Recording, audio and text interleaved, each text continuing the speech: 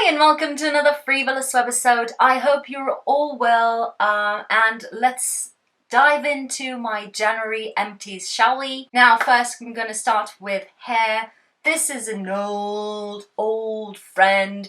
This is the Briogeo Scalp Revival Charcoal and Coconut Oil Micro Exfoliating Shampoo.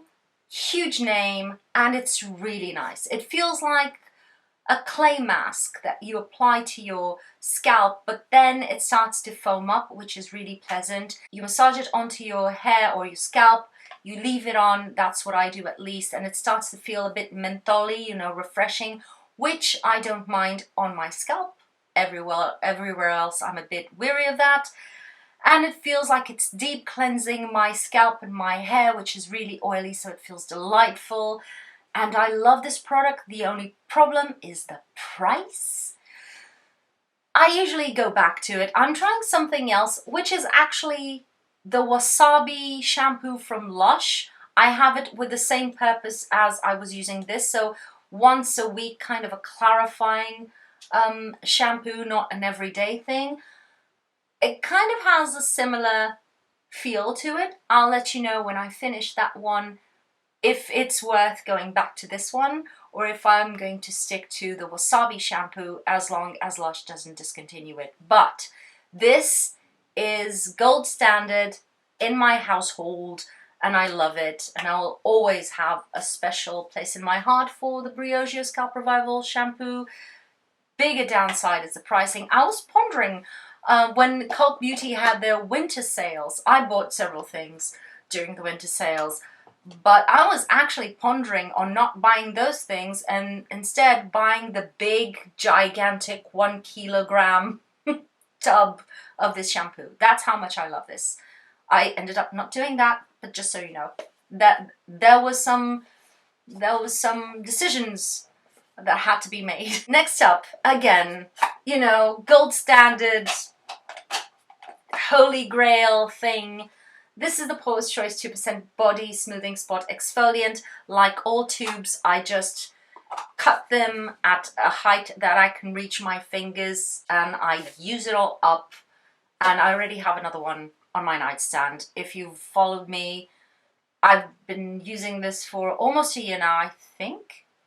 And this is Holy Grail. This has basically solved my back knee like nothing else has ever in 30 odd years has. So I'm not, as long as it works, I'm never going back. Never, ever, ever. Now let's go into the face. First thing I have here is the Geek and Gorgeous 101 Sea Glow.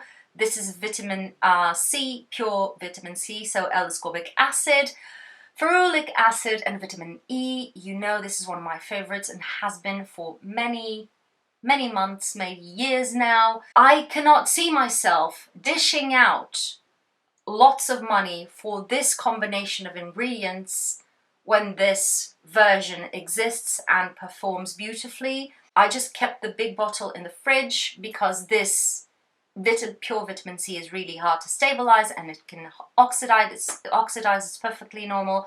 But because they have the smaller bottle, I decanted a bit onto that smaller bottle that I kept in my vanity. The rest was in the fridge and it never oxidized before I was able to use the whole bottle up. And now with sharing it, it's even easier. So I adore this product. It doesn't break me out. Right now I'm using the Skintegra Superba C. For a while now I was going back and forth between the two, and I'm going just with the Skintegra. That one has this vitamin C derivative. I love that product, but this, again, holy grail. Yes, I have repurchased and it's already of service in my household. Uriage Barrière Cica Daily Serum. This came out when maskne was being acknowledged as something that was happening as a collateral damage of the plague that we are going through. And this was a really smart timing, really smart move. There are plenty of sicker kind of products that have come out from ever since, and this was one of the first ones that was really marketed specifically for maskne and irritation from masks. I have mentioned I have other two serums that kind of have the same purpose. So soothing your skin, calming your skin, nourishing your skin, and strengthening your barrier with kind of different ingredients here and there, but with the same purpose. I have other serums that I find slightly cosmetically more elegant. One of them is less expensive than this, which is the SOS serum from Geek and Gorgeous, and the other one is the Vichy Mineral Probiotic Fractions. Those are the two ones that I prefer, which is kind of within the same price range as this one. This is a more viscous serum. It's not as liquidy, it doesn't sink in as quickly. More often than not, it stays perfectly on skin, it layers okay, so it's great. I just found a couple of alternatives that I kind of prefer, so I was really happy using this product. Now moving on to other beaches. A mist, the mist, Dr. Jart Ceramidin Cream Mist. I've been through several bottles of this. Again, big huge favorite in the household. This has the finest, very cloudy misty mist. It feels really luxurious to spray onto your face, and the smell, this is scented, so if you're sensitive to fragrance, do not get this one, but it doesn't affect me, it doesn't affect my skin, so I'll keep on carrying on. It smells delightful in my opinion, which is completely subjective. And I love this. It leaves a comforting, kind of very lightweight, creamy feeling on the skin that sinks in. Great, even for, I'd say, combination to oily skins that feel a bit more depleted in the winter time or in dry environments. This, when the AC is going berserk and your heater is on, this is one of those that I keep using. That's why I go through these mostly in the winter time. You can also use this as a lightweight moisturizer in the summertime, but I usually go with other things just because. But I always go back to this, and even when after doing my laser treatments during that week where my skin is kind of, hey, what's wrong? What happened? Why do you do this to me? I use this is one of the products that I use because this is loaded with ceramide, so it helps with your skin's barrier also. This is not a serum, this is a bottle of a serum that I disinfected and used for an oil, which is the ordinary bee oil, because their bottle came defective, so I decided to toss the bottle out and keep the juice in a clean, disinfected, sanitized bottle, another dropper bottle.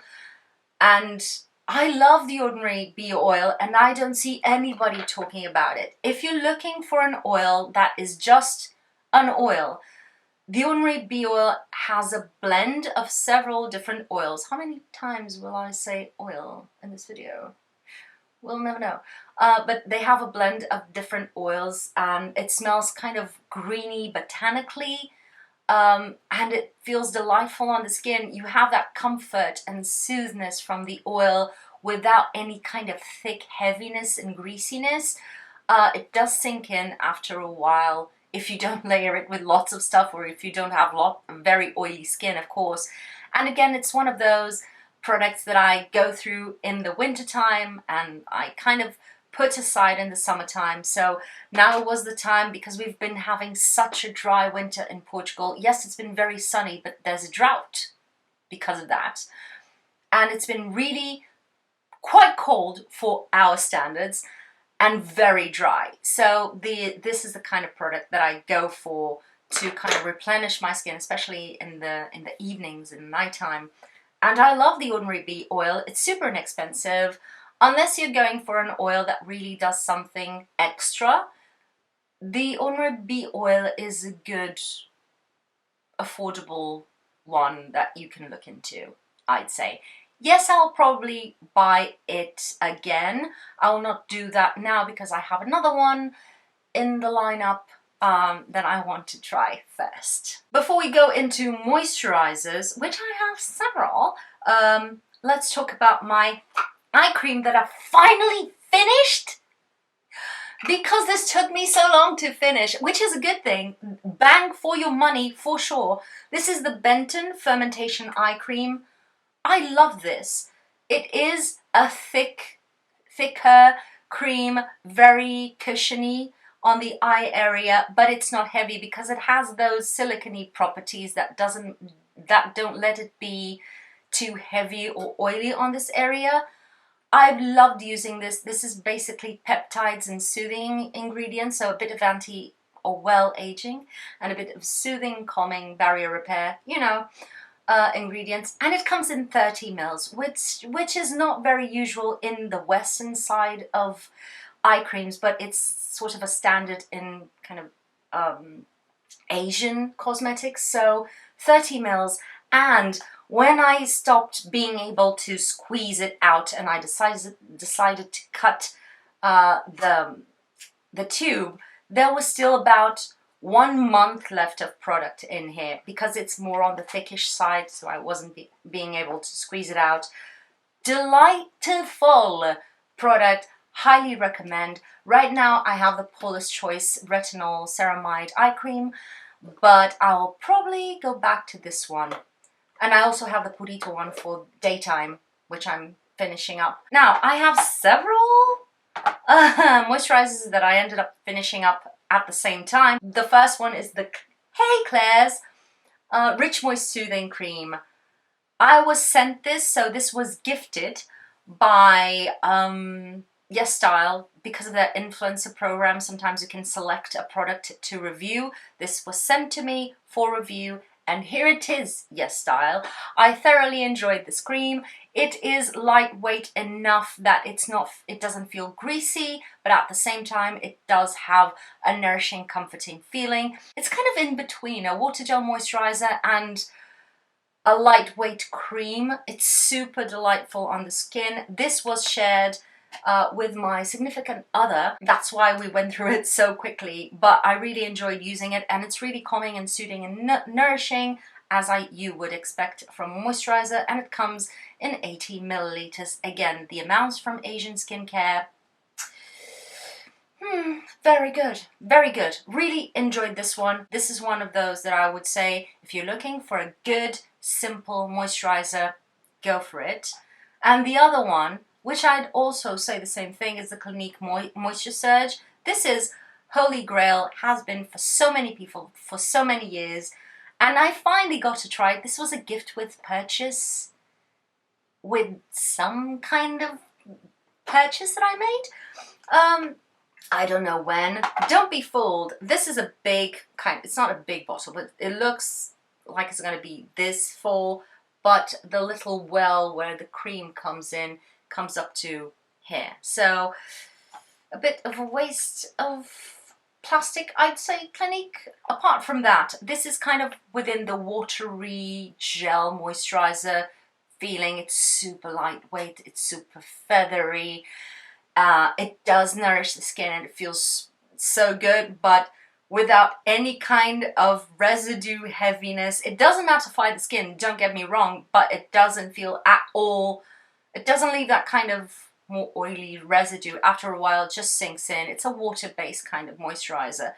I thoroughly enjoyed it. Will I repurchase? I don't know. It's one of those families of moisturizers that I kind of like to visit once in a while. I don't actually gravitate towards it because I prefer to have a bit more of a dewy finish when I use my moisturizers. Just putting it out there. This is a bit above just a moisturizer. This is the Skintegra Lunar Nourish and Calm Dam Age Repair Cream, and this is basically a moisturizer with peptides. And I've said this and I'll say it again, the texture of this, 5 stars, 10 stars, 20 stars. This is the best textured formula that I've tried in a long time. It feels like a rich cream, but it doesn't feel heavy, but it does feel like a rich cream. It's not afraid to feel like a richer cream. And I like the feeling of richer creams that don't feel like they're silicone, nor water gel kind of like. This is the kind of texture that I adore. And this is the one, this was sent to me by Skintegra, by the by. And I loved using this, and I basically use this every evening after my routine, whichever it was. And I've used it up.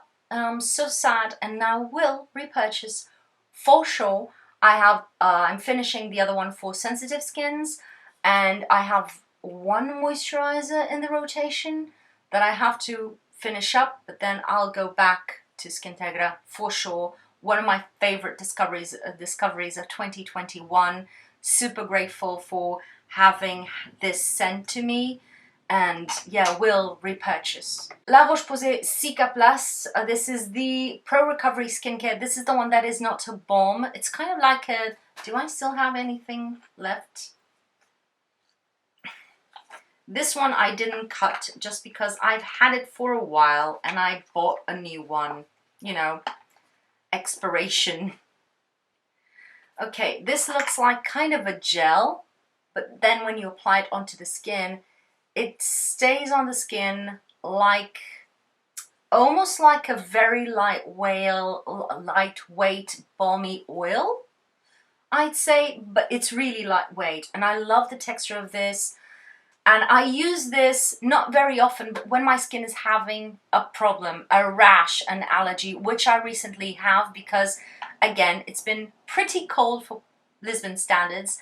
And I've been using my wool jackets and all of that, and I have an allergy to wool, and my neck and this area here of my jawline went berserk.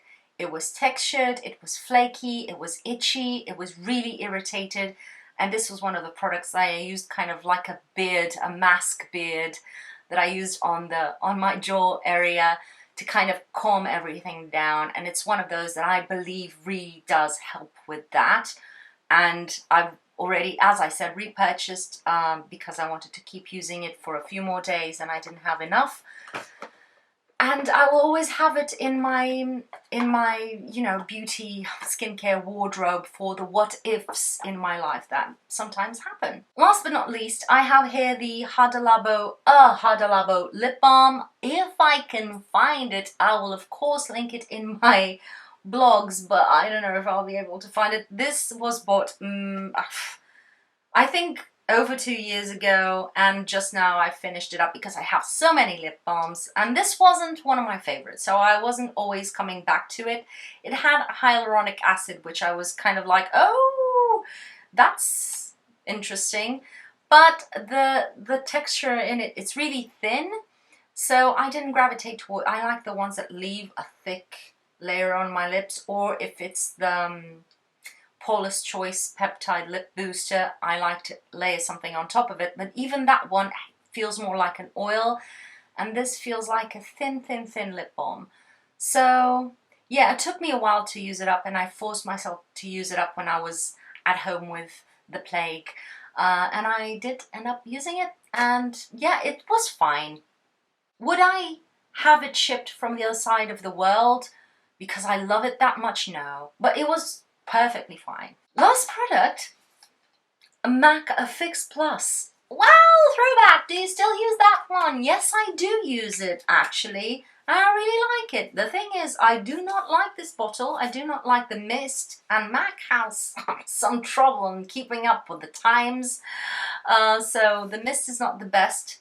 So I kind of used this Omorovica face mist bottle, and I use it, I've been using it for years, to decant my MAC Fix Plus, and this is the last piece of it, last bit, so I decided to show it to you now. I use it not like a setting spray in order to really set the makeup on my face. For that I much prefer the Makeup Forever setting mist, which actually does also have a terrible nozzle. What's with that? But I use this more to kind of melt the powdery finish that some products may have on my face. I spray with a little bit of this, which has basically some glycerin in it, a bit of emolliency, and kind of melts down the powders that I may apply and make it look a bit more skin-like, a bit more glowy. And I also use it to kind of activate or transform my eyeshadows, my powder eyeshadows, into liners, making my shimmers a bit more metallic and glossy on the eyes. So that's what I use it for. That's why I've had this for way longer than the use by date, but I don't care. It still smells fine, it's still working, so I'll use it up. So these were my empties. If you feel like it, leave in the comments below which are your favorite products that you are parting ways with in this month. That happens a lot. And which ones you are repurchasing like that, even without thinking. As usual, if you haven't, please consider subscribing, talk about me to your friends, leaving a thumbs up, comment down below what you want to see next from me, and like every single time, thank you for spending your precious time on me, and I'll see you on my next video. Bye!